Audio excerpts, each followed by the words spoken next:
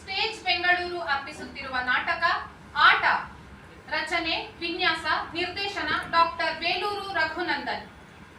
ನಿಮ್ಮ ಜಂಗಮವಾಣಿಗಳನ್ನು ನಿಷ್ಕ್ರಿಯಗೊಳಿಸಿ ಅಥವಾ ನಿಶ್ಶಬ್ದಗೊಳಿಸಿ ಅನುಭವಿಸಿ ಅಭಿನಯಿಸಲು ಅವಕಾಶ ಮಾಡಿಕೊಡಿ. ಇದೀಗ ನಿಮ್ಮ ಮುಂದೆ ನಾಟಕ ಆಟ.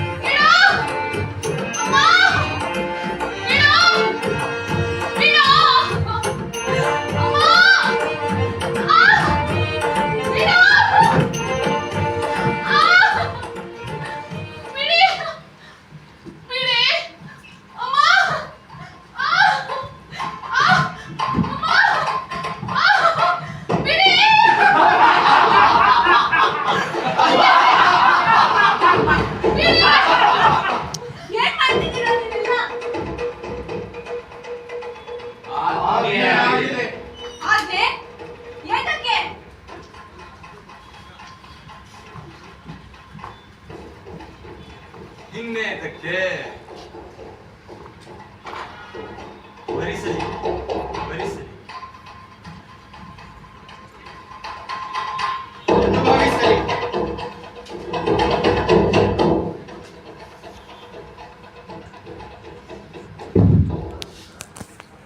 ಜೀವನ ನಡೆಸಲಿಕ್ಕೆ ಒಟ್ಟಿಗೆ ಬಾಳೋಕೆ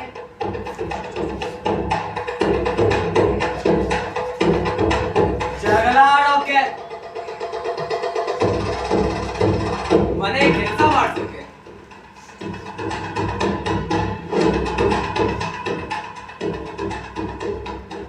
ನಾಲ್ಕು ಗೋಡೆಗಳ ಮಧ್ಯೆ ರಮಿಸೋಕೆ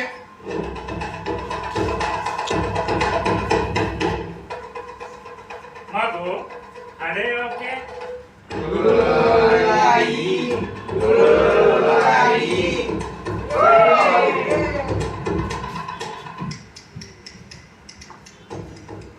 ಮಗು ಹಡೆಯೋಕೆ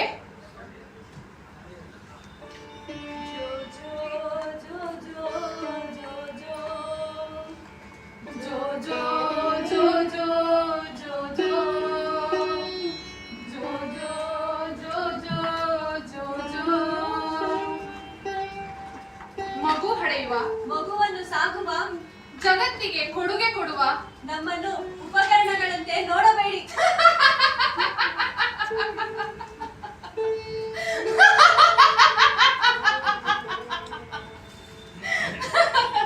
ಅವರು ನಮ್ಮನ್ನು ಉಪಕರಣಗಳಂತೆ ನೋಡಿ ಆಗಿದೆ. ದಡ್ಡಿ. ನಮ್ಮ ದಡ್ಡತನ ಎಷ್ಟು ದುರುಪಯೋಗವಾಗಿದೆ. ನಮ್ಮ ದಡ್ಡತನವಷ್ಟೇ ಅಲ್ಲ, ನಮ್ಮ ನಂಬಿಕೆಗಳೂ ಕೂಡ.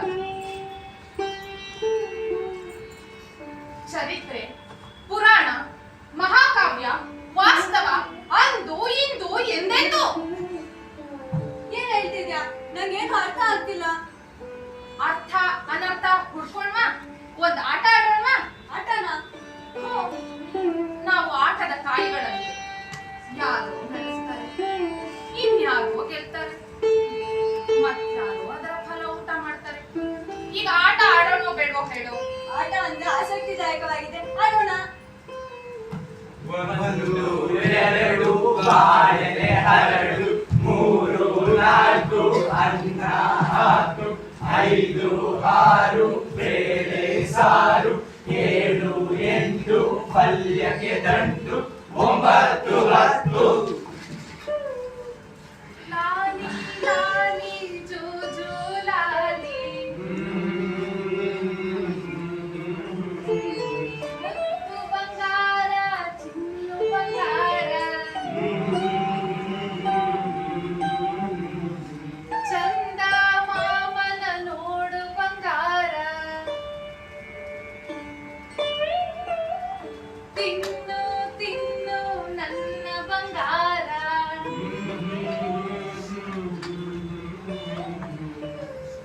ಈ ಹದವಾದ ಹೋಳಿಗೆ ಹಾಲು ತುಪ್ಪ, ಅಮ್ಮನ ಕೈ ರುಚಿ, ಆಹಾ. ಈ ಪಾಯಸವನ್ನು ನೆಕ್ಕುತ್ತಿದ್ದರೆ ಸ್ವರ್ಗವೋ ಸ್ವರ್ಗ. ಈ ರೀತಿ ಬಳಸ್ತಿದ್ರೆ ಜೀವನ ಪೂರ್ತಿ ತಿಂತಾನೆ ಇರೋಣ ಅನ್ಸುತ್ತೆ. ಈ ಹಣ್ಣಿನ ರಸಾಯನವಂತೂ ಎಷ್ಟೊಂದು ರುಚಿ, ಎಷ್ಟೊಂದು ರಸಪೂರಿತವಾಗಿದೆ. ಆಹಾ, ಎಣ್ಣೆಯಲ್ಲಿ ಕರೆದ ಹಪ್ಪಳ ರುಚಿ, ಬಲು ರುಚಿ. ಈ ತುಪ್ಪದಲ್ಲಿ ಕರೆದ ಬಜ್ಜಿ, ಬಜ್ಜಿಗೆ ಬಜ್ಜಿಯೇ ಸಾಟಿ. ಈ ಮಾಂಸದಿಂದ ಮಾಡಿದ ಖಾದ್ಯ ನನಗೆ ಸ್ವರ್ಗಕ್ಕೆ ಕರೆದುಕೊಂಡು ಹೋಗುತ್ತಿದೆ.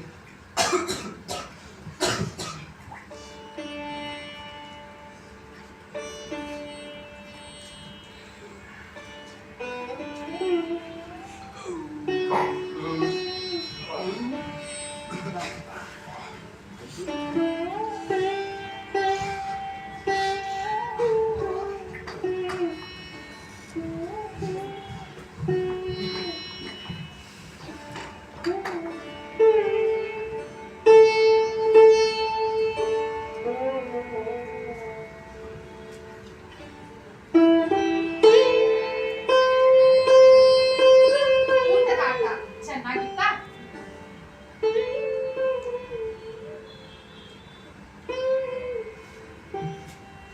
ನನ್ಗೆ ಈ ಆಟ ಇಷ್ಟ ಆಗಿಲ್ಲ.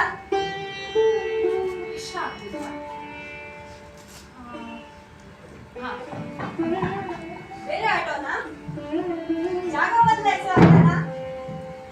ನೀವು ಬದಲಾಯಿಸಿದ ಜಾಗದಲ್ಲಿ ನಾ ಕೂತು ಬಿಟ್ಟೆ. ತುಂಬಾ ಹೊತ್ತು ನಿನ್ನನ್ನು ಅಲ್ಲಿ ಕೂರೋದಕ್ಕೆ ಬಿಡೋದಿಲ್ಲ.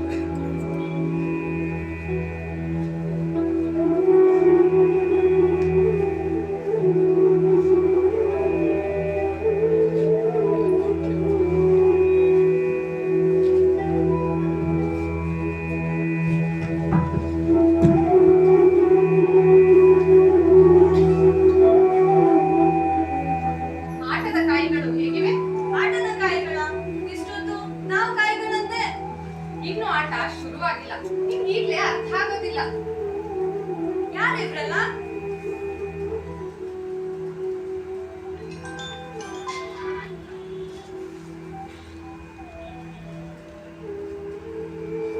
ಬಲಭೀಮ.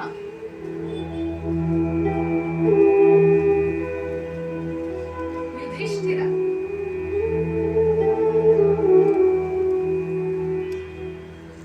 ಪಾರ್ಥ. ನಕುಲ. ಸಹದೇವ. ಈಗ ಅರ್ಥ ಆಯ್ತಾ? ಈ ಮಣ್ಣಿನಲ್ಲಿ ಹುಟ್ಟಿದ ಯಾರಿಗೂ ನಾನಿದನ್ನ ವಿವರಿಸಿ ಹೇಳುವ ಅಗತ್ಯ ಇಲ್ಲ. ಮಧ್ಯಾಹ್ನ ಆಟ ಆಡ್ತಿದ್ದೀವಿ.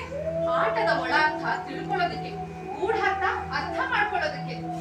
ಏನೋಪ್ಪ, ನಂಗೇನು ಅರ್ಥ ಆಗ್ತಿಲ್ಲ. ಸ್ವಲ್ಪ ಬಿಡ್ಸ ಹೇಳ್ಬಾರ್ದಾ?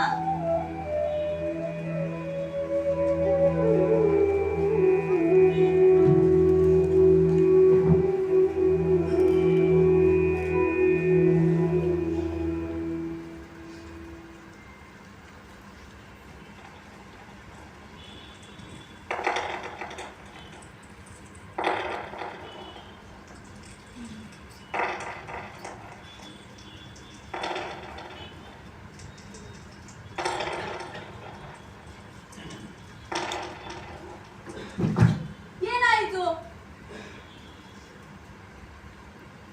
ನನ್ನನ್ನ ಪಣಕ್ಕೆ ಸೋತಿದ್ದಾನೆ. ಗೆದ್ದವನು ನನ್ನ ಸಿರಿಮುಡಿ ಹಿಡಿದು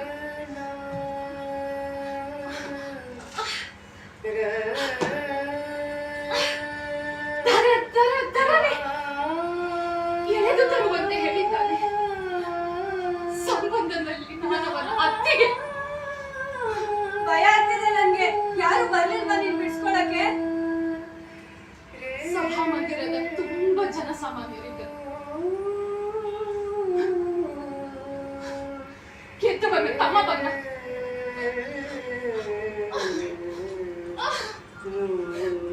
ನನ್ನ ಸೆರಗನ್ನು ಸೆಳೆಯಲು ಶುರು ಮಾಡಿದ.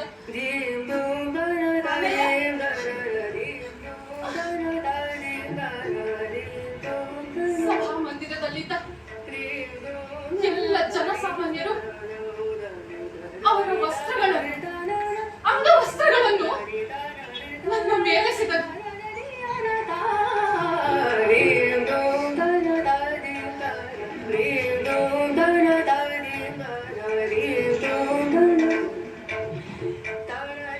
ನನ್ನ ಮನೆಯ ಹುಡುಗನಿಗೆ ಮರ್ಯಾದೆ ಯಾಕೆ? ಚೆನ್ನಾಗಿಲ್ಲ.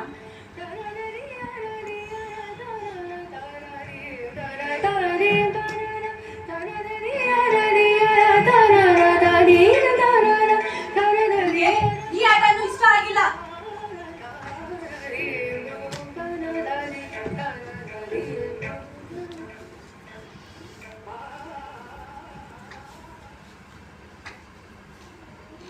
ಪಾಂಚಾಲಿ, ನಿನ್ನನ್ನು ಕೇಳದೆ ನಿನ್ನನ್ನು ಪಣಕ್ಕಿಟ್ಟದ್ದು ಮಹಾ ಅಪರಾಧ. ಸಭಾಮಂದಿರದ ತುಂಬ ಇಷ್ಟೊಂದು ಅವಮಾನವಾಗುತ್ತಿದ್ದರೂ ಸುಮ್ಮನಿದ್ದರು ಪಾಪ ಕೃತ್ಯ. ಬಲವಂತನಾದ ಭೀಮ, ಪರಾಕ್ರಮಿಯಾದ ಅರ್ಜುನ, ನಕುಲ, ಸಹದೇವರಿದ್ದರು ನನ್ನ ಮಾತಿಗೆ, ನನ್ನ ಅಪ್ಪಣೆಗೆ ಕಟ್ಟು ಬಿದ್ದು ಕೈಕಟ್ಟಿ ಕುಳಿತು ಬಿಟ್ಟರು. ಆದರೆ ಈಗ ಸೋತಾಗಿದೆ. ಸೋತ ಮೇಲೆ ರಾಜಧರ್ಮದಲ್ಲಿ ಯಾವ ಹಕ್ಕು ಇರುವುದಿಲ್ಲ. ನನ್ನನ್ನು ಕ್ಷಮಿಸು.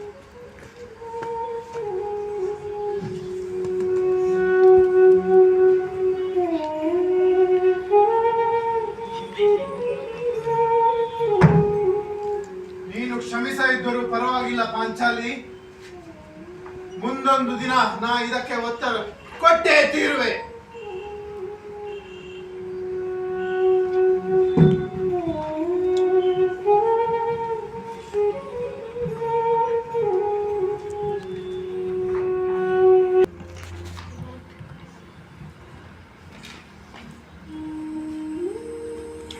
ಆಟದಲ್ಲಿ ನಾವೇನು ಸದಾ ಗೆದ್ದವರಲ್ಲ, ಸದಾ ಸೋತವರೇನೂ ಅಲ್ಲ. ನಮ್ಮನ್ನು ಸೋಲಿಸಿದ ಅನೇಕ ಆಟಗಳಿವೆ. ಈ ಸೋಲು ಗೆಲುವನ್ನ ಯಾಕೆ ಯಾವಾಗಲೂ ಗಂಡು ಹೆಣ್ಣಿಗೆ ಹೋಲಿಸುತ್ತೀರಿ? ಸೋಲಿನ ಅರ್ಥ ಒಂದೇ ಇಲ್ಲ, ಹಾಗೆ ಗೆಲುವಿನ ಅರ್ಥ ಕೂಡ.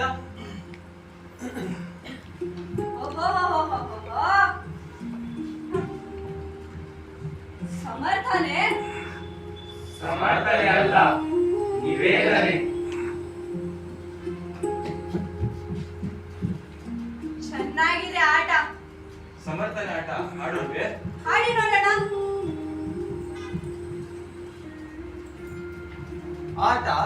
ಹುಡುಕಾಟ, ಆಟ, ಒಳನೋಟ.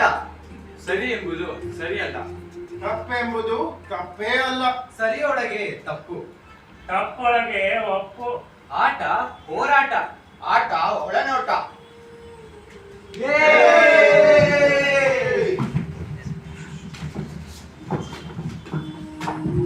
ನೋವು ಹೆಣ್ಣಿಗೆ ಮಾತ್ರ ಸಂಬಂಧಪಟ್ಟದ್ದಲ್ಲ. ಅಲ್ಲ. ಕಣ್ಣೀರು ಗಂಡಿಗೆ ಬರೋದಿಲ್ಲ ಅಂತೇನಿಲ್ಲ. ಅಂತೇನಿಲ್ಲ. ನಮಗೂ ಅಂತ ಕರ್ಣ ಇಲ್ವೇನ್ರಿ? ಇಲ್ವೇನ್ರಿ? ನಮ್ಮನ್ನ ಮನುಷ್ಯ ಎಲ್ಲ ಅನ್ನೋ ತರ ನೋಡ್ತೀರಲ್ಲ. ನೋಡ್ತೀರಲ್ಲ. ಅಧಿಕಾರ ಮಾಡ್ತೀವಿ ಸರಿ, ಹಾಗಂತ ನಮ್ಗೆ ಹೃದಯ ಇಲ್ಲ ಅಂತ ತಿಳಿಬೇಡಿ. ತಿಳಿಬೇಡಿ. ತುಂಬಾ ಸಂದರ್ಭದಲ್ಲಿ ಈ ಚರಿತ್ರೆ ನಮ್ಮನ್ನು ತಪ್ಪಾಗಿ ನಿರೂಪಣೆ ಮಾಡಿದೆ. ಎಲ್ಲಾ ಗಂಡಸರಿಗೆ ಗರ್ವ ಇರಲ್ಲ. ಇರಲ್ಲ.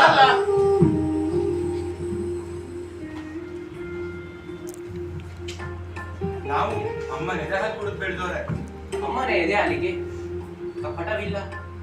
ಅಮ್ಮನ ಎದೆ ಹಾಲು ವಿಷವಾಗಲ್ಲ. ಕೈ ತುತ್ತಿಗೆ ಮೋಸವಿಲ್ಲ.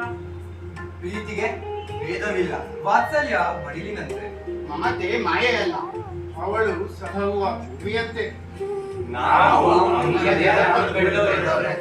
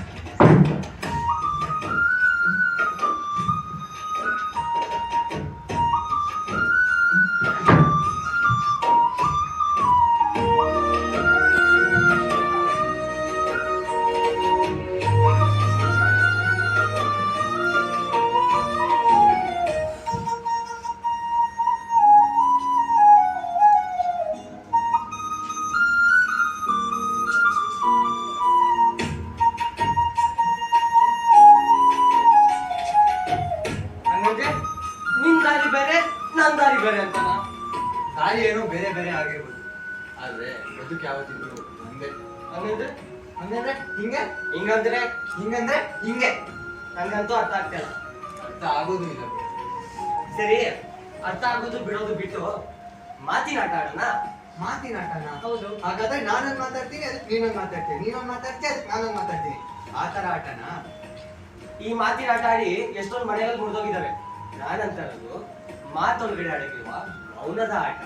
ಮೌನದ ಆಟನ ಸ್ವಲ್ಪ ಬಿಡಿಸಲ್ಬಾರ್ದಾ? ಈಗ ನಿನ್ ವಯಸ್ಸೆಷ್ಟು? ಮೊನ್ನೆ ತಾನೇ 18 ತುಂಬಿತು. ನಿಂಗೆಷ್ಟು?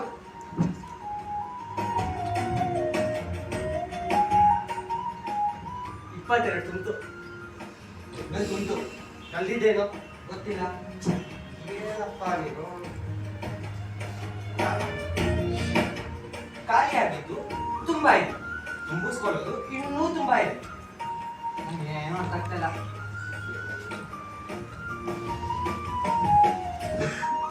ಈಗ ಹೇಳ್ತೀನಿ ಕೇಳಿ. ನಮ್ದು ತುಂಬಾ ದೊಡ್ಡ ಕುಟುಂಬ. ನಮ್ ಕುಟುಂಬದಲ್ಲಿ ನಮ್ ತಾತ, ನಮ್ ಅಜ್ಜಿ, ನಮ್ ಅಪ್ಪ, ನಮ್ ಅಮ್ಮ. ನಮ್ಮ ಅಪ್ಪಗೆ 4 ತಮ್ಮಂದಿರು, 3 ತಂಗಿಯಂದಿರು. ನಮ್ಮಪ್ಪನೇ ನಮ್ಮ ಮನೆಗೆ ದೊಡ್ಡ ಮಗ. ಎಲ್ರೂ ಏನಂತದ್ದು ಗೊತ್ತಾ? ಏನು? ಪುಣ್ಯವಂತ ಅಂತ ಇದ್ರು. ಪುಣ್ಯವಂತನ? ಹಾಗಿದ್ರೆ ದೊಡ್ಡ ಮಗ ಆದ್ರೆ ಅವನು ಪುಣ್ಯವಂತ ಅಂತಾರ? ಆಗಲ್ಲ. ಹೆಂಗಂದ್ರೆ ನಮ್ಮಪ್ಪ ಕೆಲ್ಸಕ್ಕೆ ಹೋಗ್ತಾ ಇದ್ದ, ದುಡಿಯಕ್ ಹೋಗ್ತಾ ಇದ್ದ. ನಾನು ಅಮ್ಮ ಬೆಳಿಗ್ಗೆ ಕಣ್ಬಿಟ್ರೇನು, ಕಣ್ಬಿಡೋ ಅಷ್ಟೊತ್ತಲ್ಲೂ ನಮ್ಮಪ್ಪ ಕೆಲ್ಸ ಜಾಗಕ್ಕೆ ಹೋಗ್ಬಿಡ್ತಾರ. ರಾತ್ರಿ ನಾವು ಕಣ್ಣು ಮುಚ್ಚಿದ ಮೇಲೂ ಮನೆಗೆ ಬರ್ತಿರ್ಲಿಲ್ಲ, ಕೆಲ್ಸದಲ್ಲೇ ಇರ್ತಾರ. ನಮ್ಮಪ್ಪಗೂ ನಮ್ಮೆಲ್ಲರನ್ನ ನಮ್ಮ ಜೊತೆ ಸಮಯ ಕಳಿಬೇಕಂತನೂ ಆಸೆ ಇತ್ತು. ಆದ್ರೆ ಈ ಕೆಲ್ಸದಿಂದ ಸಮಯನೇ ಸಿಗ್ತಿರ್ಲಿಲ್ಲ. ಯಾಕೆ ಗೊತ್ತಾ ಕೆಲ್ಸಕ್ಕೆ ಹೋಗ್ತಾ ಇತ್ತು? ನಮ್ಮೆಲ್ಲರನ್ನು ಸಾಕ್ಬೇಕಾಗಿತ್ತಲ್ಲ, ಅದಕ್ಕೆ. ಈ ಆಟದಲ್ಲಿ ಏನಿದೆ? ಈ ಆಟದಲ್ಲೂ ಎಲ್ಲ ಇದೆ. ನಮ್ಮಪ್ಪಗೂ ಎಲ್ಲರನ್ನು ಪ್ರೀತಿಸ್ಬೇಕಂತ ಆಸೆ. ನಮ್ ಜೊತೆ ಸಮಯ ಕಳಿಬೇಕಂತನೂ ಆಸೆ. ಆದ್ರೆ ಕೆಲಸದಿಂದ ಸಮಯನೇ ಸಿಗ್ತಿರ್ಲಿಲ್ಲ. ಯಾವಾಗ ನೋಡುದೇನು ದುಡಿ ದುಡಿ ದುಡಿ ದುಡಿ ಅಂತ. ದುಡಿಯೋದೊಂದೇ ಗಂಡಸಿನ ಕೆಲಸನ? ಗಂಡಸರಿಗೆ ಆಸೆ ಗಳಿಯಲ್ವಾ? ಆಕಾಂಕ್ಷೆ ಗಳಿಯಲ್ವಾ? ಭಾವನೆಗಳಿಯಲ್ವಾ? ಅಮ್ಮ ನೋಡಿದ್ರೆ ಅವಾಗ ಜಗಳ ಆಡ್ತಾರೆ, ಕಟ್ಕೊಂಡಿದ್ಯಾ ತಾನೆ ತಂದು ಹಾಕು ಅಂತ. ಆಗ ಅಪ್ಪ ಏನ್ ಹೇಳ್ಬೇಕಂತ ತಿಳಿದಿರಾ? ಸುಮ್ಮನೆ ನಿಂತಿರ್ತಾರ. ಎಲ್ಲ ಜವಾಬ್ದಾರಿ ಅನ್ನೋ ಭಾರನ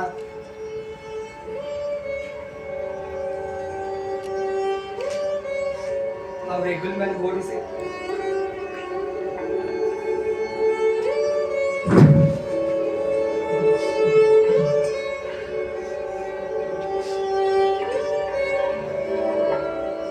ಬೆನ್ನೆಲ್ಲ ಸೌದೋಯ್ತು.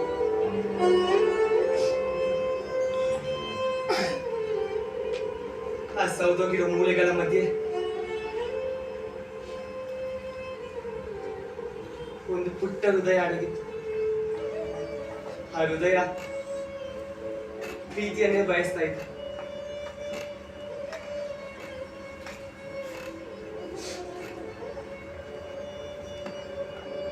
ನಿಜವಾಗ್ಲೂ ಏನು ಅರ್ಥ ಆಗ್ತಾ ಇಲ್ಲ.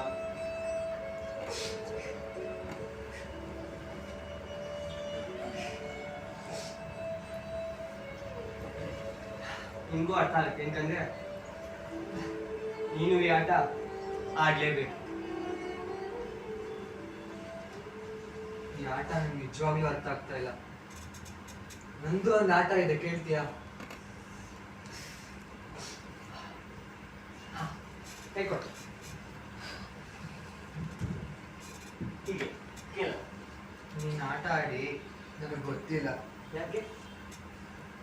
ಯಾಕೆ ಅಂದ್ರೆ ನನಗೆ ಅಪ್ಪನೇ ಇಲ್ಲ. ಅಮ್ಮನ ಆಟ ನನಗೆ ತುಂಬಾ ಚೆನ್ನಾಗಿ ಗೊತ್ತು, ಕೇಳ್ತೀಯಾ? ನಮ್ಮಮ್ಮ 3 ಹೊತ್ತು ಕೆಲಸ ಮಾಡ್ತಾ ಇದ್ರು. ನಮ್ಮನೆ ಕೆಲಸ ಅಲ್ಲ, ಬೇರೆಯವ್ರ ಮನೆ ಕೆಲಸ ಮಾಡ್ತಾ ಇದ್ರು. ನಮ್ಮಮ್ಮನ ಎಲ್ಲರೂ ಏ ಚಂದ್ರಿ, ಎಲ್ಲಿದ್ಯಾ? ಬೇಗ ಬಂದ್ ಬಟ್ಟೆ ತೊಳಿ. ಪಾತ್ರೆ ತೊಳೆಯಕಾಗಲ್ವಾ ನಿಂಗೆ? ಕಸ ಇನ್ನ ಗುಡ್ಸಿಲ್ವಲ್ಲೇ? ಹೀಗೆ ಮಾಡಿದ್ರೆ ಸಂಬಳ ಕೊಡಲ್ಲ ನೋಡಿ ನಿಂಗೆ ಈ ತಿಂಗಳು. ಇದೆಲ್ಲ ಹೇಳ್ತಾ ಇಲ್ಲ. ಅಲ್ಲ, ನೀವೇ ಹೇಳಿ, ಈ ಸಮಾಜದಲ್ಲಿ ನಮ್ಮಮ್ಮಂಗೆ ಗೌರವ ಅನ್ನೋದೇ ಇಲ್ವಾ? ಮನೆ ಕೆಲಸ ಮಾಡಿ ಮಾಡಿ ಮಾಡಿ ಅವಳ ಕೈ ಬೆರಳುಗಳು, ಕಾಲ್ ಬೆರಳುಗಳು ಎಲ್ಲ ಸೆಳ್ತೋಗಿತ್ತು. ಒಂದಿನ ಏನಾಯ್ತು ಗೊತ್ತಾ? ಮನೆ ಕೆಲಸ ಮಾಡಿದ ಸಂಬಳ ಇನ್ನೂ ನಮ್ಮಮ್ಮ ಬಂದಿರ್ಲಿಲ್ಲ. ಮನೆಯಲ್ಲಿ ನಾನು ನನ್ನ ತಂಗಿ ಇಬ್ಬರೇ ಇದ್ವಿ. ನಮ್ಮಿಬ್ರಿಗೂ ಊಟ ಮಾಡಕ್ಕೆ ಅಡುಗೆನೂ ಏನೂ ಇರಲಿಲ್ಲ. ಅವಾಗ ನನ್ನ ತಂಗಿ, ಅಣ್ಣ ಹೊಟ್ಟೆ ಹಸಿತಾ ಇದೆ, ಊಟ ಊಟ ಕೊಡಿ, ಹೊಟ್ಟೆ ಹಸಿತಾ ಇದೆ, ಅಮ್ಮ ಅಮ್ಮ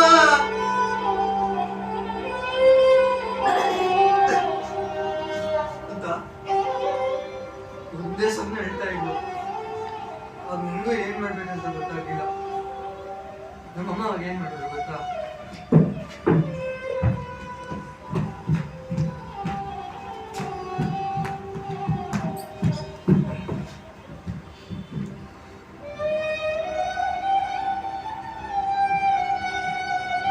ಪಕ್ಕದ ಮನೆ, ಹಿಂದ್ಕಡೆ ಮನೆ, ಅಡುಗೆ ಮನೆ ಕರ್ಕೊಂಡು ಹೋಗಿ ನನಗೂ ನನ್ನ ತಂಗಿಗೆ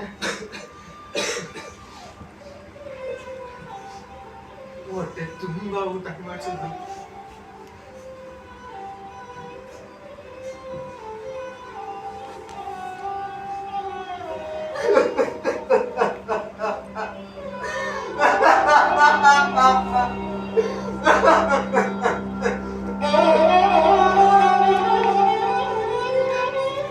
ನೀನ ಕೈನು ಅನ್ಲಿಲ್ಲ.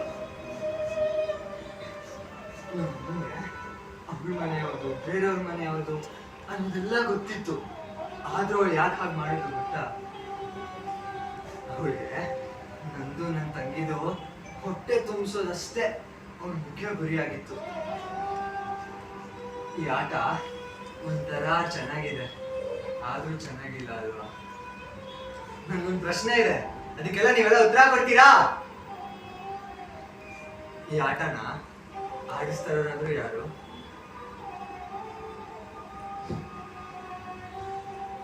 ಹೇಳಿ, ಏನಕ್ಕೆ ಸುಮ್ಮನಿದ್ದೀರಾ? ಹೇಳಿ, ಯಾರು?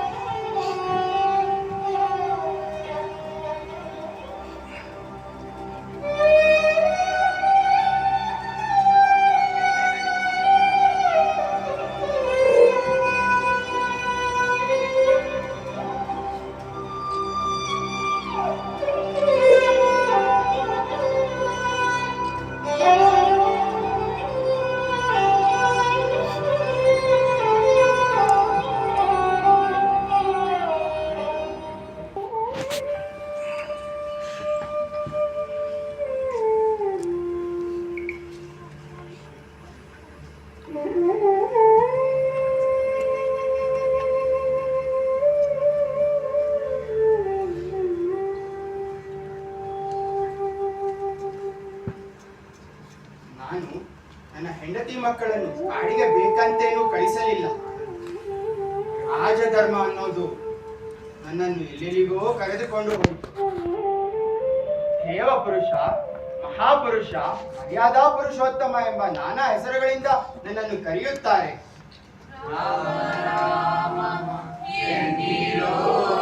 ಶ್ರೀರಾಮನ ಅಂತಃಕರಣ ಅರಿಯಿರೋ. ಆದರೆ ನನ್ನ ಮಕ್ಕಳಿಬ್ಬರು ಕಾಡಿನಲ್ಲಿ ಅವರ ಅಮ್ಮನ ಜೊತೆ ಇದ್ದಾಗ, ನಾನು ಅವರನ್ನು ಭೇಟಿ ಮಾಡಲು ಆಗದಿದ್ದಾಗ ವಿಲವಿಲ ಎಂದು ಒದ್ದಾಡಿದ್ದೇನೆ. ಮಡದಿಯ ಮರೆಯದೆ ಅವನು ಮರುಗಿದ ಶ್ರೀರಾಮ. ಈ ದೇವಪುರುಷನೊಳಗೊಬ್ಬ ರಾಕ್ಷಸನಿದ್ದಾನಲ್ಲ ಎಂದು ಕೊರಗಿದ್ದೇನೆ. ಮಹಾಪುರುಷನಾದರೇನು, ದೇವಪುರುಷನಾದರೇನು, ಮಹಾದಾರ್ಶನಿಕನಾದರೇನು, ಯಾರಾದರೇನು, ಎಲ್ಲಕ್ಕಿಂತ ಮಿಗಿಲಾಗಿ ನಾನೊಬ್ಬ ಗಂಡ, ನಾನೊಬ್ಬ ತಂದೆ. ಮಕ್ಕಳ ನೆನೆದು ಅವನು ಕೊರಗಿದ ಶ್ರೀರಾಮ. ಈ ರಾಜಕಾರಣದ ಆಟದಲ್ಲಿ ನಾನು ಕೂಡ ಕಾಯಾಗಿ ಬಿಟ್ಟೆನಲ್ಲ. ಮಿತ್ರರೇ, ನನ್ನ ಮಕ್ಕಳು, ನನ್ನ ಮಡದಿ ಕಾಡಿನಲ್ಲಿರಬೇಕಾದರೆ ನಾನೇನು ಸುಖವಾಗಿರಲಿಲ್ಲ. ಅಪ್ಪಾಜಿ, ಅಪ್ಪಾಜಿ. ಅದಕ್ಕೆ ಈಗ ಎಷ್ಟೇ ಸಮಜಾಯಿಷಿ ನೀಡಿದರೂ ಉತ್ತರ ದಕ್ಕಲ್ಲ ಅಂತ ನನಗೆ ಗೊತ್ತು. ಆದರೆ ಒಂದು ಮಾತು, ಈ ವಿಚಾರದಲ್ಲಿ ನನ್ನನ್ನು ನಾನು ಕ್ಷಮಿಸಿಕೊಳ್ಳಲಾರೆ. ಕಾಡಕರುಣೆಗೆ ಮಡದಿಯೊಪ್ಪಿಸಿ ನಾಡ ಬದುಕಲಿವೆಂದನು. ಪ್ರಿಯ ಅರ್ಧಾಂಗಿಯೇ, ಪ್ರೀತಿಯ ಮಕ್ಕಳೇ, ಈ ಆಟದಲ್ಲಿ ಗೆದ್ದಿದ್ದು ನೀವು, ಸೋತಿದ್ದು ನಾನು. ರಾಮ ರಾಮ ಎಂದಿರೋ ಶ್ರೀರಾಮನ ಅಂತಃಕರಣ ಅರಿಯಿರೋ. ರಾಮ ರಘುರಾಮ, ರಾಮ ಸೀತಾರಾಮ, ರಾಮ ರಘುರಾಮ, ರಾಮ ಸೀತಾರಾಮ.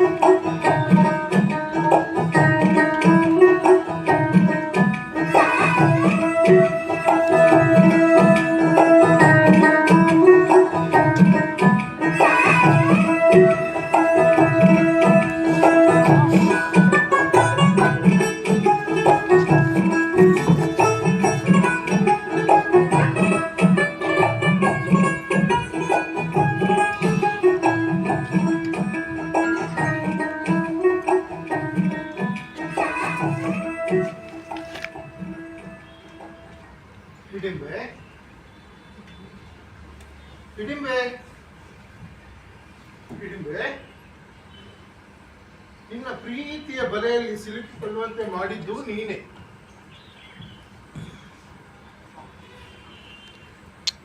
ಈಗ ನೋಡಿದರೆ ಮುನಿಸಿಕೊಳ್ಳಬಾರದು. ನನ್ನ ಅಣ್ಣ ಹಿಡಿಂಬನನ್ನು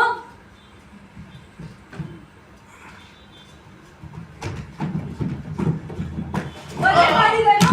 ಹಿಡಿಂಬ ನಿಮ್ಮನ್ನು ಪ್ರೀತಿಸಿ ಮದುವೆಯಾದೆ. ನಮ್ಮಿಬ್ಬರ ಪ್ರೀತಿಯ ಗ್ರಹಿಸಿ ದೊಡ್ಡ ಜನಿಸಿದ ಮಗುವಿನ ಜನನ ಸಂತೋಷವಲ್ಲವೇ? ಸಾಕು ಮಾಡಿ ನಿಮ್ಮ ಈ ಮಾತು. ಯಾಕೆ? ಪ್ರೀತಿ ಆಯ್ತು, ಆಹಾ, ಮದುವೆ ಆಯ್ತು, ಸರಿ, ಮಗು ಕೂಡ ಆಯ್ತು. ಹೌದು. ಈಗ ನೋಡಿದರೆ ಹಸ್ತಿನಾಪುರಕ್ಕೆ ಹೊರಟು ನಿಂತಿದ್ದೀರಿ. ಹೊರಡುವುದು ಅನಿವಾರ್ಯ ಹಿಡಿದ್ರೆ. ಅನಿವಾರ್ಯವೇ? ಹಾಗಾದರೆ ನನ್ನನ್ನು ಕರೆದುಕೊಂಡು ಹೋಗಿ. ನಾನು ನಿಮ್ಮ ಧರ್ಮ ಪತ್ನಿ ಅಲ್ಲವೇ? ಅದು ಹೇಗಾದೀತು ಹಿಡಿದ್ರೆ? ನೀನು ರಾಕ್ಷಸ ಕನ್ಯೆ. ರಾಕ್ಷಸ ಕನ್ಯೆ ಪ್ರೀತಿಸುವಾಗ, ನನ್ನನ್ನು ಕಾಮಿಸುವಾಗ, ನಾ ಗರ್ಭ ಧರಿಸುವಾಗ ಈ ರಾಕ್ಷಸಿ ಕನ್ಯೆ ನೆನಪಾಗಲಿಲ್ಲವೇ? ಕ್ಷತ್ರಿಯರ ಅರಮನೆಗೆ ರಾಕ್ಷಸರ ಪ್ರವೇಶವಿಲ್ಲ, ಅರ್ಥ ಮಾಡಿಕೋ. ರಾಕ್ಷಸಿಯ ದೇಹದೊಳಗೆ ಕ್ಷತ್ರಿಯರು ಸುಖಕ್ಕಾಗಿ ಪ್ರವೇಶಿಸಬಹುದೇ? ನಿನ್ನ ಈ ಪ್ರಶ್ನೆಗಳಿಗೆ ನನ್ನಲ್ಲಿ ಉತ್ತರವೇ ಇಲ್ಲ. ನನ್ನ ಪ್ರಶ್ನೆಗಳಿಗೆ ಮಾತ್ರ ಅಲ್ಲ ಸ್ವಾಮಿ, ಜಗತ್ತಿನ ಯಾವ ಹೆಣ್ಣಿನ ಪ್ರಶ್ನೆಗೂ ಉತ್ತರ ಇಲ್ಲ.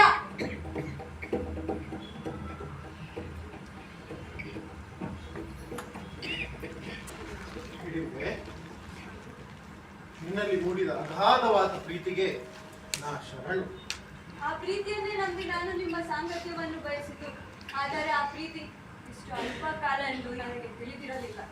ನೀವಿಲ್ಲದ ಹಿತವೆಲ್ಲಿ ನನಗೆ? ಹೆಸರಿಗೆ ನಾನು ನಿಮ್ಮ ಮನೆಯ ಹಿರಿಯ ಸೊಸೆ, ಆದರೆ ಅರಮನೆಗೆ ಪ್ರವೇಶಿಸುವ ಅವಕಾಶವೇ ಇಲ್ಲ. ಇದೆಂತ ನ್ಯಾಯ ಸ್ವಾಮಿ? ರಾಕ್ಷಸಿ ಅಲ್ಲ, ಪ್ರೇಯಸಿ. ಅಂದರೆ ನಾ ರಾಕ್ಷಸಿ ಅಲ್ಲವೇ? ನಿಮ್ಮ ಪ್ರೇಯಸಿಯೇ?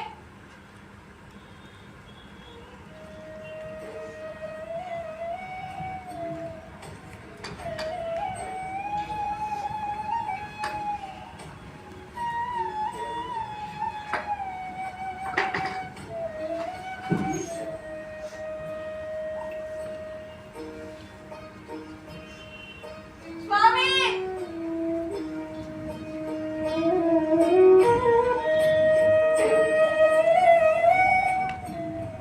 ರಾಕ್ಷಸಿಯರಿಗೆ ಪ್ರೀತಿಸುವ ಹಕ್ಕಿಲ್ಲವೇ? ಹಸ್ತಿನಾಪುರದ ಸೊಸೆಯಾಗುವ ಅವಕಾಶವಿಲ್ಲವೇ?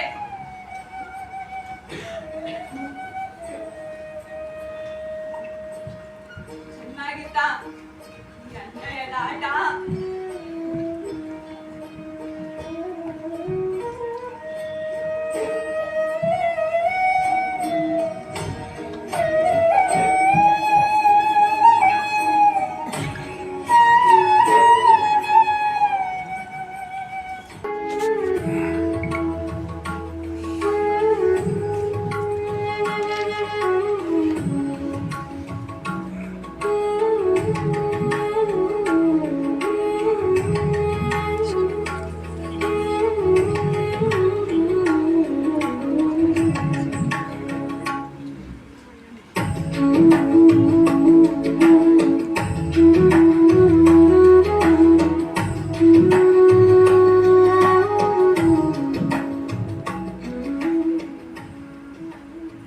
ಶಕುಂತಲ,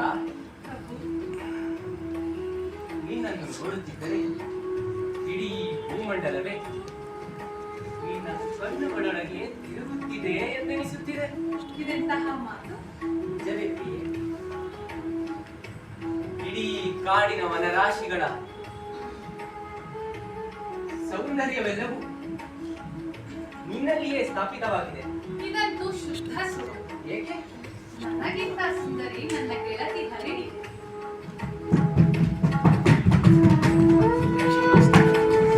ನೋಡಿ, ಎಷ್ಟು ಚೆನ್ನಾಗಿ ಓಡುತ್ತಿದ್ದಾರೆ. ನಿನ್ನ ನಿನ್ನ ಕಾಡು ಪ್ರೇಮ, ಪ್ರಾಣಿ ಪ್ರೇಮ, ಪಕ್ಷಿ ಪ್ರೇಮ, ಪುಷ್ಪ ಪ್ರೇಮ. ಹಬ್ಬಬ್ಬ.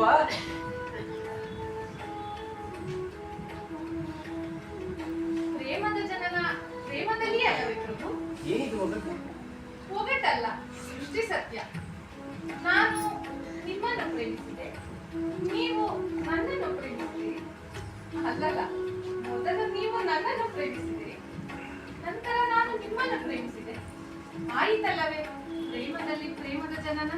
ಆ ಪ್ರೇಮದ ಕಾಣಿಕೆ ನಾನು ನಿನಗೆ ನೀಡಲಿರಬೇಕಿಲ್ಲ. ಏನದು ಪ್ರಭು?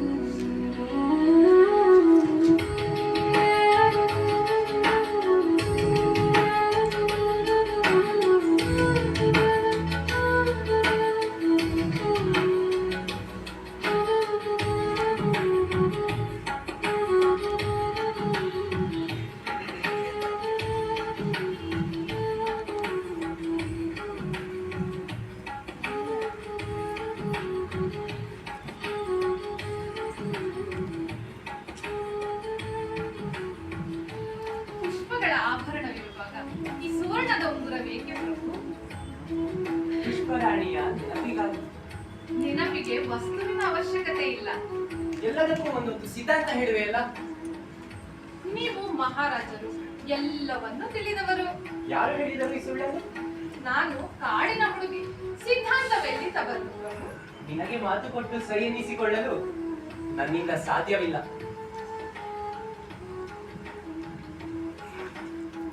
ನಾನಿಂದು ರಾಜಧಾನಿಗೆ ತೆರಳಬೇಕಿದೆ. ಏನಂದಿರಿ? ಇಷ್ಟು ದಿನ ನೀನೇ ನನ್ನ ಸರ್ವಸ್ವ, ನೀನೇ ನನ್ನ ಸಕಲವೂ ಎಂದಿರಲ್ಲ. ಈ ಕಾಡು, ನದಿ, ಪ್ರಾಣಿ, ಪಕ್ಷಿ, ಹಕ್ಕಿ, ಭೂಜನಗಳ ಜೊತೆ ನಿನ್ನೊಂದಿಗೆಯೇ ಇದ್ದು ಬಿಡುತ್ತೀನಿ ಎಂದಿರಲ್ಲ. ಇಡೀ ಭೂಮಂಡಲವೇ ನಿನ್ನ ಕಣ್ಣುಗಳಲ್ಲಿ ತಿರುಗುತ್ತಿದೆ ಎಂದಿರಲ್ಲ. ಎಲ್ಲವೂ ಸುಳ್ಳೆ. ನನ್ನನ್ನು ಕರೆದುಕೊಂಡು ಹೋಗಿ ರಾಜಧಾನಿಗೆ, ನಾನೂ ಬರುತ್ತೇನೆ. ರಾಜಧಾನಿಯಲ್ಲಿ ಕಾಡು, ನದಿ, ವನ ಯಾವುದೂ ಇಲ್ಲ. ನೀವಿದ್ದೀರಲ್ಲ. ಅಯ್ಯೋ ಗಡ್ಡಿ, ನಾನೇನು ನದಿಯೇ? ನಾನೇನು ಹಕ್ಕಿಯೇ? ನಾನೇನು ಪಕ್ಷಿಯೇ? ಅಥವಾ ನಿನ್ನ ಪ್ರೀತಿಯ ಹರಿಣಿಯೇ? ಆದರೂ ನಿಮ್ಮನ್ನು ಬಿಟ್ಟಿರಲಾಗದು ಪ್ರಭು. ಬಿಡುವ ಮಾತೇ. ನನ್ನ ನೆನಪು ಮತ್ತೆ ಮತ್ತೆ ಬರಲೆಂದು ಉಂಗುರ ತೊಡಸಿಲ್ಲವೇ? ಯಾರಿಗೆ ಬೇಕು ಈ ಉಂಗುರ? ಹಾಗೆ ಮಾಡಬೇಡ. ಹೋಗುವುದು ಅನಿವಾರ್ಯ, ಮತ್ತೆ ಬರುತ್ತೇನೆ.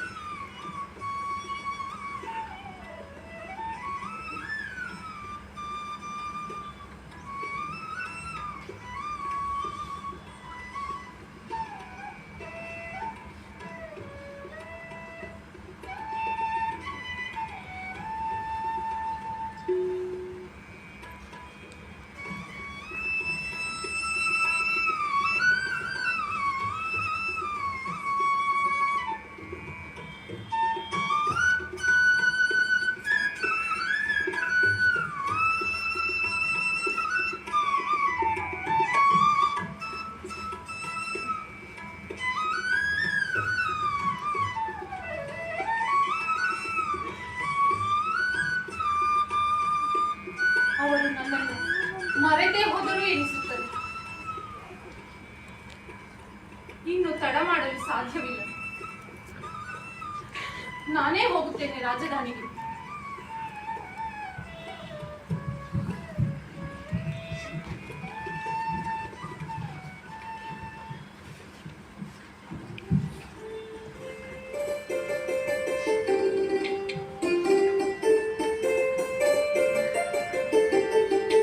ಓರೆ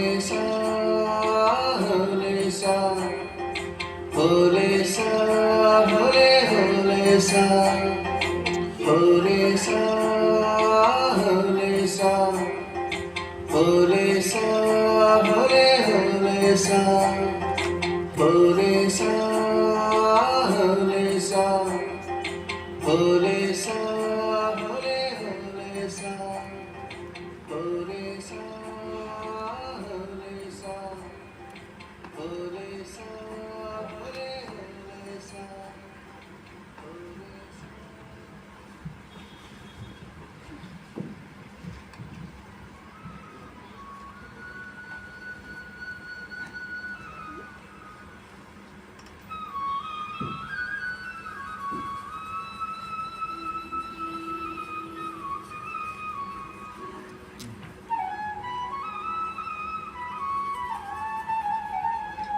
ದುಷ್ಯಂತ ಮಹಾರಾಜರ ಬಳಿ ಹೋಗಿ ಅವರಿಗೆ ನನ್ನ ನೆನಪೇ ಇಲ್ಲ, ನನ್ನ ಧ್ವನಿ ಮರೆತಿದ್ದಾರೆ, ನನ್ನ ಸ್ಪರ್ಶ ಮರೆತಿದ್ದಾರೆ. ಆದರೆ ಒಂದು ಕ್ಷಣವನ್ನೂ ನಾನು ಮರೆತಿಲ್ಲವಲ್ಲ. ನಾನು ನಾನು ನಿಮ್ಮ ಶಕುಂತಲ, ನಾನು ನಿಮ್ಮ ಶಕುಂತಲ. ವಿವಾಹವನ್ನು ಸರ್ವಸ್ವವನ್ನು ಅರ್ಪಿಸಿದೆ. ಆದರೆ ಈಗ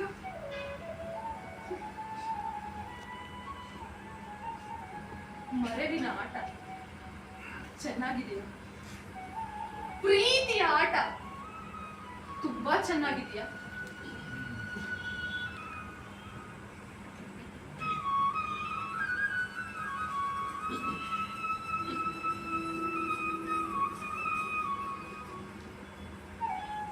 ಏಕೆ ದಿಡದ ಪ್ರೀತಿಗೆ ಸದಾ ಶಾಪ?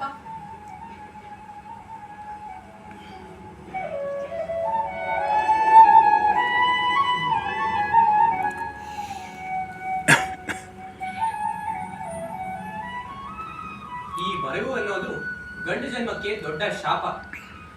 ಜಗತ್ತಿನಲ್ಲಿ ಸಂಪತ್ತಿನ ವಿಷಯದಲ್ಲಿ, ರಾಜ್ಯಭಾರ ನಡೆಸುವುದರಲ್ಲಿ ಯಾವುದನ್ನೂ ಮರೆಯುವುದಿಲ್ಲ. ಹಣ, ಕಾಸು, ಅಂತಸ್ತು, ಆಸ್ತಿ ಇದಂತೂ ಮರೆಯುವುದೇ ಇಲ್ಲ.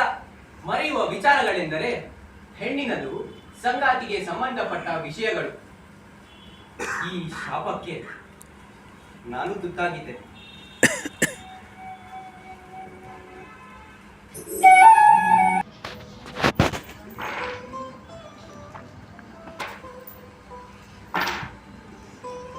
ನಾನು ಈ ಆಟದಲ್ಲಿ ಸೋತಾನೆ ಇದ್ದೀನಿ. ಪಗಡೆ ಇಲ್ಲವೇ? ಪಗಡೆ ಆದರೇನು? ಇನ್ನ ಆಟ ಮುಗಿದಿಲ್ಲ, ಆಡಿ. ಆಡುವೆ. ಹೆಚ್ಚು ಬೀಳಬಹುದು. ಕಮ್ಮಿನೇ ಬೀಳ್ತಿದೆ. ಕೊನೆಗೂ ನಾ ಸೋತೆ. ಈಗ ಆಟದಲ್ಲಿ ಸೋಲು ಗೆಲುವು ಎರಡೂ ಇರುತ್ತದೆ. ಹೆಚ್ಚು ಮಾತು ಬೇಡ, ಪಣವನ್ನು ಕೊಟ್ಟು ಬಿಡಿ. ನಾ ಕೊಡಲಾರೆ. ಅದು ಹೇಗೆ ಸಾಧ್ಯ? ಸೋತ ಮೇಲೆ ಪಣವನ್ನು ಕೊಡಲೇಬೇಕು. ಇಲ್ಲ, ನನ್ನಿಂದ ಆಗದು. ನಾ ಕೊಡಲಾರೆ. ಅದು ಹೇಗೆ? ನಾನು ಗೆದ್ದಿದ್ದೇನೆ. ಇಲ್ಲ, ಆಗದು. ಅದೆಲ್ಲ ಆಗದು. ಇದು ನನ್ನ ಪ್ರೀತಿಯ ಮುತ್ತಿನ ಹಾರ. ನಾ ಕೊಡುವುದಿಲ್ಲ. ಹಾಗೆನ್ನಬಾರದು. ಕೊಟ್ಟು ಬಿಡಿ. ಇಲ್ಲ, ಕೊಟ್ಟು ಬಿಡಿ. ನಾ ಕೊಡಲಾರೆ. ಕೊಡಿ. ಇದೇನಿದು ಅಂತಃಪುರದಲ್ಲಿ? ಭಾನುಮತಿ, ಕರ್ಣ, ಗೆಳೆಯ, ಪಗಡೆ ಆಡುತ್ತಿದ್ದೆವು. ಪಣಕ್ಕಿಟ್ಟ ಮುತ್ತಿನ ಹಾರವನ್ನು ಕೊಡಿ ಎಂದರೆ ಕೊಡುತ್ತಿಲ್ಲ. ಅಯ್ಯೋ ಭಾನುಮತಿ, ಮುತ್ತಿನ ಸರವಂತೆ ಕೊಡಬಾರದೆ?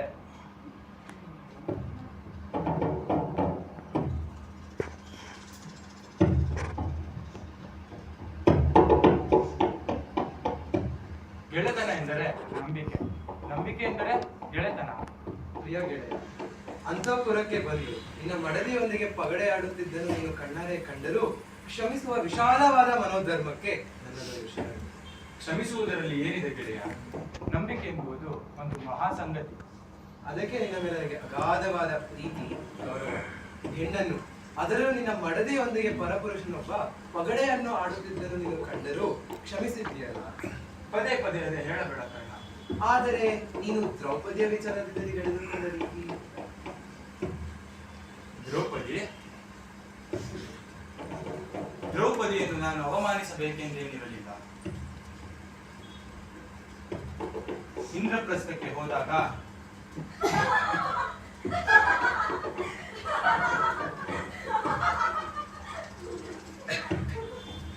ಕಾಲು ಎಡವಿದೆ ಅಷ್ಟೇ. ಆಗ ದ್ರೌಪದಿ ಅವರ ಸಖಿಯರೊಡನೆ ಕಿಲಕಿಲ ಎಂದು ನಕ್ಕು ನನ್ನನ್ನು ಅವಮಾನಿಸಿದಳು. ಅದರ ಜೊತೆಗೆ ರಾಜಾದಿ ಮಾತ್ಸರ್ಯ. ಇಷ್ಟು ಬಿಟ್ಟರೆ ದ್ರೌಪದಿಯನ್ನು ನಾನು ಅವಮಾನಿಸಬೇಕೆಂದೇನಿರಲಿಲ್ಲ. ಜಗತ್ತು ಈಗಲಾದ್ರೂ ನಿನ್ನನ್ನು ಅರ್ಥ ಮಾಡಿಕೊಳ್ಳಲಿ ಗೆಳೆಯ. ನೀನೊಬ್ಬ ಅರ್ಥ ಮಾಡಿಕೊಂಡೇ ಅಲ್ಲ ಗೆಳೆಯ, ಅಷ್ಟೇ ಸಾಕು. ನಂಬಿಕೆ ಆಟ ಚೆನ್ನಾಗಿತ್ತಾ? ಗೆಳೆತನದ ಆಟ ಕೂಡ ಚೆನ್ನಾಗಿದೆ. ಎಲ್ಲರೂ ನಂಬಿಕೆ ಆಟವನ್ನು ಆಡಿ.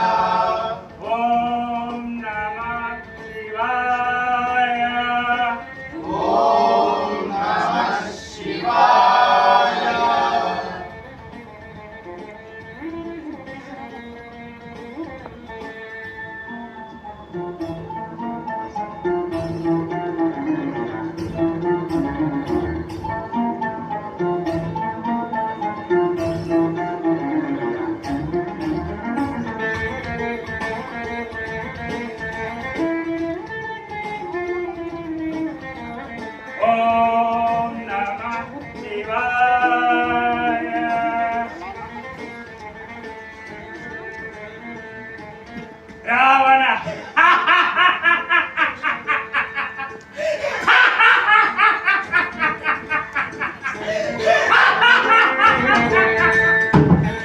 ದಶಕಂಠ ರಾವಣ,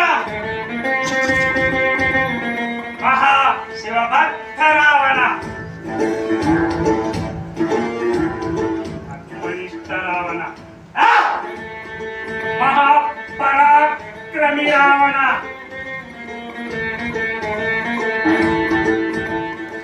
ನಾನು ಪೂಜಿಸಿದ್ದು ಮಹಾಶಿವನನ್ನ, ನಾನು ಆರಾಧಿಸಿದ್ದು ಆ ಪರಶಿವನನ್ನ, ಅವನ ಸರಳ ಸಜ್ಜನಿಕೆಯನ್ನ, ನಿರಾಳಮತೆಯನ್ನ.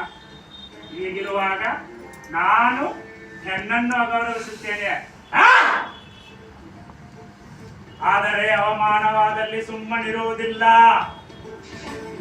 ನಾನು ಸೀತಾಮಾತೆಯನ್ನು ಅಪಹರಿಸಿದ್ದೆ ನಿಜ. ಅದಕ್ಕೆ ಕಾರಣಗಳು 10 ಹಲವು. ಆದರೆ ನಾನು ಸೀತಾಮಾತೆಯನ್ನು ಅಗೌರವಿಸಿಲ್ಲ. ಇದಕ್ಕೆ ಸಾಕ್ಷಿ ನನ್ನ ಅಶೋಕವನ. ಹೆಣ್ಣಿನ ಅನುಮತಿ ಇಲ್ಲದೆ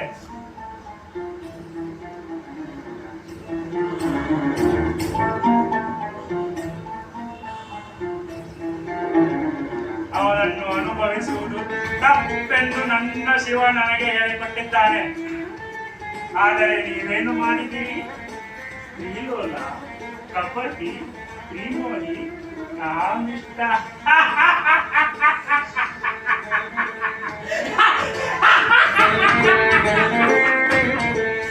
ಕಾಮಿಷ್ಟ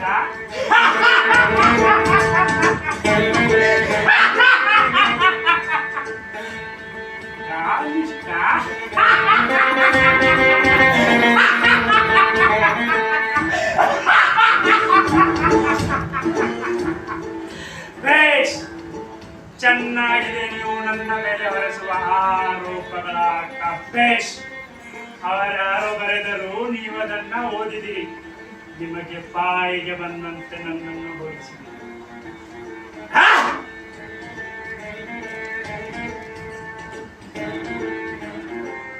ಪರಶಿವನು ಹೆಂಡತಿಗೆ ಅವಮಾನವಾಗುತ್ತದೆಂದು ಪ್ರತಿರೋಧಿಸಿದ್ದು ನಿಮಗೆ ಗೊತ್ತಿಲ್ಲವೇ? ಅಪಾರವಾಗಿ ಪ್ರೀತಿಸುತ್ತಿದ್ದ ಗಂಗಾ ಮಾತೆಯನ್ನು ಜಟೆಯಲ್ಲಿ ಧರಿಸಿದ್ದು ನಿಮಗೆ ತಿಳಿದಿಲ್ಲವೇ? ಹೆಣ್ಣನ್ನು ಅಷ್ಟೊಂದು ಅಗಾಧವಾಗಿ ಪ್ರೀತಿಸುವ ನನ್ನ ಶಿವ ಅವನ ಪರಮ ಭಕ್ತನಾದ ಈ ರಾವಣನಿಗೆ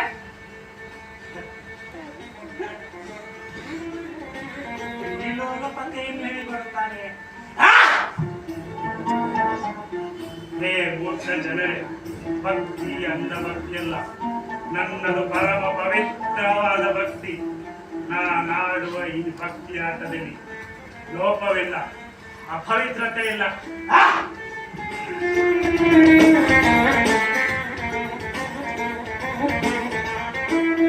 ಓಂ ನಮಃ ಶಿವಾಯ. ಓಂ ನಮಃ ಶಿವಾಯ. ಓಂ ನಮಃ ಶಿವಾಯ. ಓಂ ನಮಃ ಶಿವಾಯ.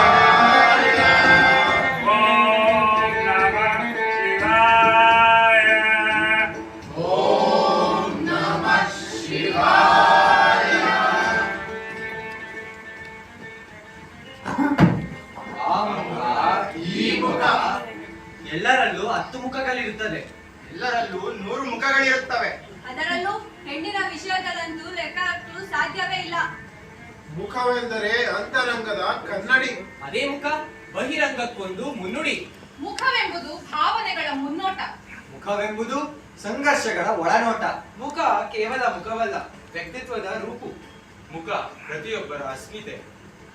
ನಾವು ಯಾರ ಮುಖವನ್ನು ಪ್ರೀತಿಸುತ್ತೇವೆಯೋ, ನಾವು ಯಾರ ಮುಖವನ್ನು ಆರಾಧಿಸುತ್ತೇವೆಯೋ ಅವರಂತೆ ನಮ್ಮ ವ್ಯಕ್ತಿತ್ವ ರೂಪುಗೊಳ್ಳುತ್ತದೆ.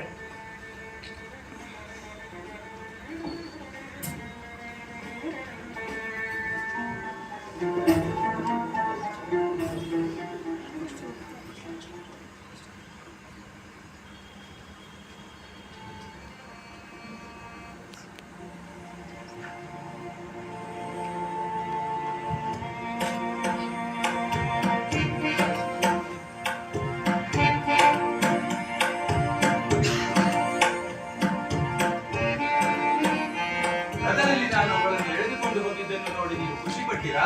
ಖುಷಿ ಪಟ್ಟಿರಾ? ಆದರೆ ಈಗ ರಥದಲ್ಲಿ ಎಳೆದುಕೊಂಡು ಹೋಗುವುದಿಲ್ಲ, ಎಳೆದುಕೊಂಡು ಹೋಗುವ ಆಟವಿದೆ.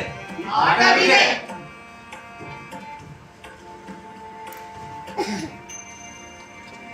ಊಟದ ಆಟ, ರುಚಿ, ಒಲು ರುಚಿ. ನೀವೆಲ್ಲ ರುಚಿ ಸವಿದಿರಾ? ಸವಿದಿರಾ? ಈಗಲೂ ಊಟದ ಆಟ ಇದೆ, ಆದರೆ ಅದಕ್ಕೆ ಘನತೆ ಮೆಟ್ಟಿಕೊಂಡಿದೆ. ಮೆಚ್ಚಿಕೊಂಡಿದೆ. ಊಟವನ್ನು ಎತ್ತಿಟ್ಟಾದರೂ ಅದನ್ನು ನಾವೇ ತಿನ್ನಬೇಕೆನ್ನುವ ದುರಾಸೆ ಅದಕ್ಕೆ ಮೆಟ್ಟಿಕೊಂಡಿದೆ. ಮೆಟ್ಟಿಕೊಂಡಿದೆ.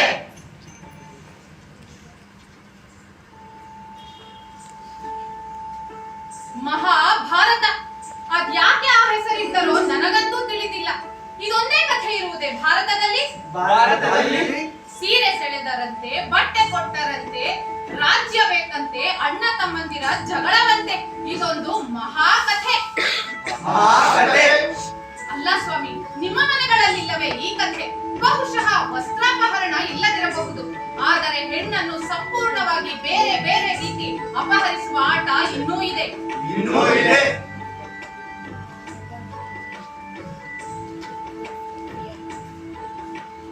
ಗಂಡು ಸದಾ ಅಧಿಕಾರ ನಡೆಸುವವನು, ಅವನಿಗೆ ಭಾವನೆಗಳೇ ಇಲ್ಲ, ಕಣ್ಣೀರೇ ಬರುವುದಿಲ್ಲ.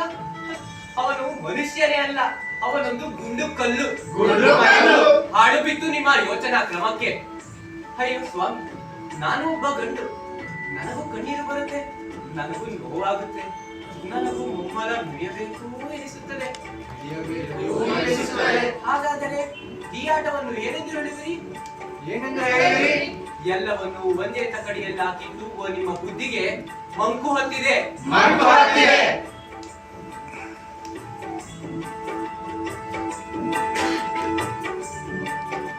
ಮನೆ ಎಂಬುದು ಒಂದು ಆಟದ ಮೈದಾನ.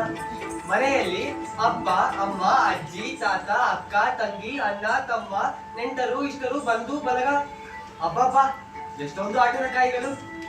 ಅಪ್ಪನಿಗೆ ಜವಾಬ್ದಾರಿ ಆಟ, ಅಮ್ಮನಿಗೆ ಮನೆ ಕೆಲಸದ ಆಟ, ಕೆಲವರಿಗೆ ಕೂತು ನೋವು ಆಟ, ಇನ್ನು ಕೆಲವರಿಗಂತೂ ನಾನು ಹೇಳಿದಂಗೆ ನಡೀಬೇಕೆಂದು ಹಠ ಮಾಡುವ ಆಟ. ದಯವಿಟ್ಟು ವಿನಂತಿ, ಅವರವರ ನೆಲೆಯಲ್ಲಿ ಇರಲು ಬಿಟ್ಟು ಬಿಡಿ. ಸಾಧ್ಯವಾದರೆ ಅವರವರ ಭಾವನೆಯನ್ನು ಅರ್ಥ ಮಾಡಿಕೊಳ್ಳಲು ಪ್ರಯತ್ನಿಸಿ. ಆದರೆ ಈಗ ಕಾಲ ಬದಲಾಗಿದೆ, ಜವಾಬ್ದಾರಿಯ ಕಾಲ ಕೂಡ ಬದಲಾಗಿದೆ, ಹಾಗೂ ಮನೆ ಕೆಲಸದ ಆಟ ಕೂಡ ಬದಲಾಗಿದೆ. ಕಾಲ ಎಲ್ಲವನ್ನು ಬದಲಿಸುತ್ತದೆ. ಕಾಲಕ್ಕೆ ಎಲ್ಲವನ್ನು ಬದಲಿಸುವ ಶಕ್ತಿ ಇದೆ.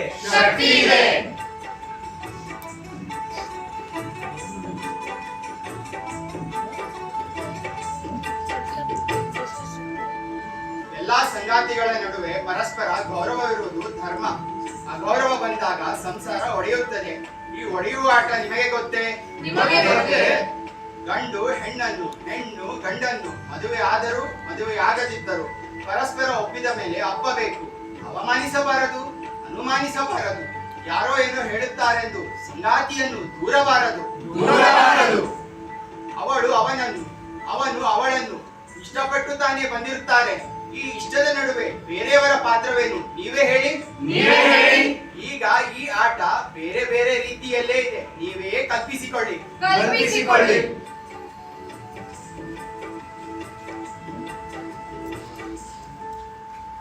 ಪ್ರೇಮವೆಂದರೆ ಬಿಟ್ಟು ಹೋಗುವ ಆಟವೇ? ಅಗಾಧವಾಗಿ ಪ್ರೀತಿಸಿ ಮೈ ಮನಸ್ಸುಗಳನ್ನು ಹಂಚಿಕೊಂಡು ಯಾವುದೋ ಕಾರಣಕ್ಕೆ ಹೆಣ್ಣನ್ನು ಬಿಟ್ಟು ಹೋಗುವುದು ಸರಿಯೇ? ಅದರಲ್ಲೂ ದೊಡ್ಡವರು ನಿಂತು ಮದುವೆ ಮಾಡಿಸಿದ ಆಟವಿದು. ಈ ಮದುವೆ ಈ ರೀತಿ ಆದರೆ ಇನ್ನು ಪ್ರೇಮ ವಿವಾಹಗಳ ಕಥೆ ಏನು? ಹಾಗೆಂದ ಮಾತ್ರಕ್ಕೆ ನಾನು ಪ್ರೀತಿಸಿಲ್ಲ ಅಂತ ಹೇಳಿಲ್ಲ.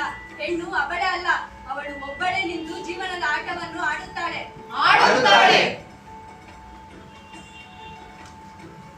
ಗಂಡು ಹೆಣ್ಣನ್ನು ಬಿಟ್ಟು ಹೋಗುವ ಆಟ ನಿಜವಿರಬಹುದು, ನಿಜವೇ ಅಂದುಕೊಳ್ಳಿ. ಹಾಗೆ ಹೆಣ್ಣು ಕೂಡ ಗಂಡಿನ ಜೀವನದಲ್ಲಿ ಆಟ ಆಡಿ ಬಿಟ್ಟು ಹೋಗುವ ಕಾಲವಿದು. ಕಾರಣಗಳು ಒಂದಲ್ಲ ಎರಡಲ್ಲ, ನೂರಾರು. ಅಪ್ಪ ಅಮ್ಮ ಜೊತೆಗಿರಬಾರದು, ರಾತ್ರಿ ಹೊರಗೆ ಹೊಡೆಯುತ್ತಾನೆ, ಸದಾ ಪ್ರವಾಸಕ್ಕೆ ಕರೆದುಕೊಂಡು ಹೋಗುವುದಿಲ್ಲ. ಘನತೆ, ಶ್ರೀಮಂತಿಕೆ, ಸಂಪಾದನೆ, ಸ್ವಂತ ಮನೆ, ದೊಡ್ಡ ಕಾರು, ಜೋರಾಗಿರಬೇಕೆನ್ನುವ ಆಟ. ಸಂಪಾದನೆ ಎಂದರೆ ಆಟವೇನು? ದುಡ್ಡು ಉದುರುತ್ತದೇನೋ? ಪ್ರೀತಿ ಎಂದರೆ ಸಂಪತ್ತೇ? ನಾನಿನಗೆ ನೀ ನನಗೆ ಅನ್ನೋ ಆಟ ಇವರು ಕಲಿಯಿದ್ದರೆ ಇವರು ಯಾರು ಉದ್ಧಾರಣೆ ಆಗಲ್ಲ.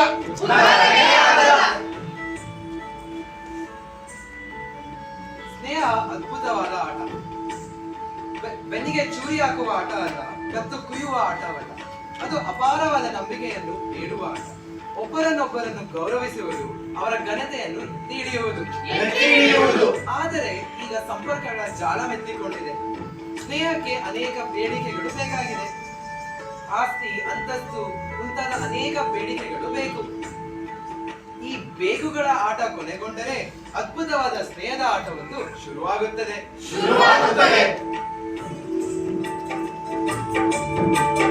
ಸಂಬಂಧಗಳನ್ನು ಉಳಿಸಿಕೊಳ್ಳಲು ಗುರುತುಗಳು ಬೇಕು, ಜಗಳವಾಡಲು ಗುರುತುಗಳು ಬೇಕು. ಅಲ್ಲ ಸ್ವಾಮಿ, ಗುರುತುಗಳನ್ನಿಟ್ಟುಕೊಂಡು ಯಾರಾದರೂ ಸಂಬಂಧಗಳನ್ನು ಉಳಿಸಿಕೊಳ್ಳಲಾಗುವುದೇ? ಗುರುತಿಲ್ಲದೆ, ಹೆಗ್ಗುರುತಿಲ್ಲದೆ ಪರಸ್ಪರ ಆತ್ಮ ಸಂಗಾತವನ್ನು ಗೌರವಿಸುವ ಆಟವಿದ್ದರೆ ಯಾವ ಗಂಡು ಯಾವ ಹೆಣ್ಣು ತಮ್ಮ ಪ್ರೇಮದ ಪಯಣವನ್ನು ಮರೆಯುವುದೇ ಇಲ್ಲ. ಯಾವುದೋ ಉಂಗುರ ಕೊಟ್ಟಿರೆಂದು ಅದನ್ನು ನೆನಪಿಟ್ಟುಕೊಂಡರೆ ಬದುಕು ಬರುವುದೇ? ಇನ್ನಾವುದೋ ಸರ ಕೊಡಿಸಿದಿರಿ, ಮತ್ತಾವುದೋ ಉಡುಗೆ ತೊಡಿಸಿದಿರಿ ಎಂದರೆ ಅವೆಲ್ಲ ಶಾಶ್ವತವೇ? ಕೊಟ್ಟರಷ್ಟೇ ಸಂಬಂಧಗಳು ಉಳಿದುಕೊಳ್ಳುವ ಕಾಲವಿದು. ಕೊಡದೆ ಉಳಿಸಿಕೊಳ್ಳುವ ಕಾಲಕ್ಕೆ ಮೊರೆ ಹೋಗಿ ಸ್ನೇಹಿತರೆ, ಆ ಆಟ ಆಡಿ ನೋಡಿ, ಎಷ್ಟು ಅದ್ಭುತವಾಗಿರುತ್ತದೆ.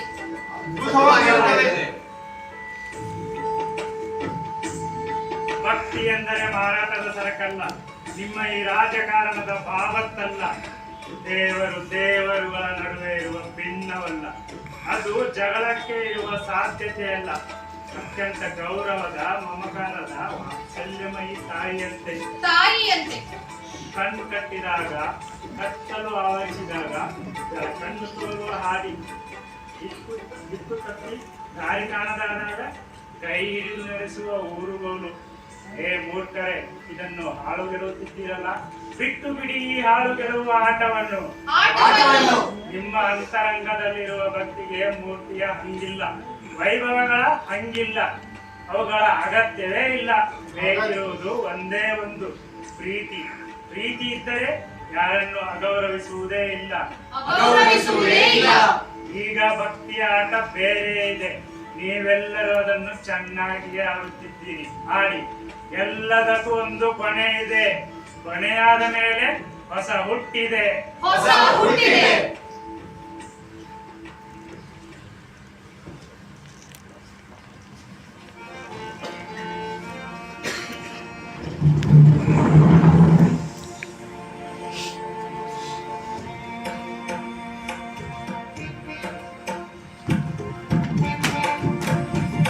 ನೀವು ಈ ಆಟಗಳ ಬಲೆಯಲ್ಲಿ ಸಿಲುಕಿಕೊಳ್ಳಬೇಡಿ, ಯಾರೋ ನಡೆಸುವ ಕಾಯಿಗಳಾಗಬೇಡಿ. ಪುರಾಣ ವಾಸ್ತವದ ಆಟ, ವಾಸ್ತವ ಸಮಕಾಲೀನತೆಯ ಆಟ, ಸಮಕಾಲೀನತೆ ಭವಿಷ್ಯದ ಆಟ, ಭೂತ ವರ್ತಮಾನ ಭವಿಷ್ಯದ ಆಟ. ಈ ಆಟಗಳನ್ನು ನಂಬಿ ನೀವು ಆಟವಾಡಲು ಶುರು ಮಾಡಿದರೆ ನಿಮ್ಮ ಆಟ ಜೀವನದುದ್ದಕ್ಕೂ ನಡೆಯುವುದೇ ಇಲ್ಲ.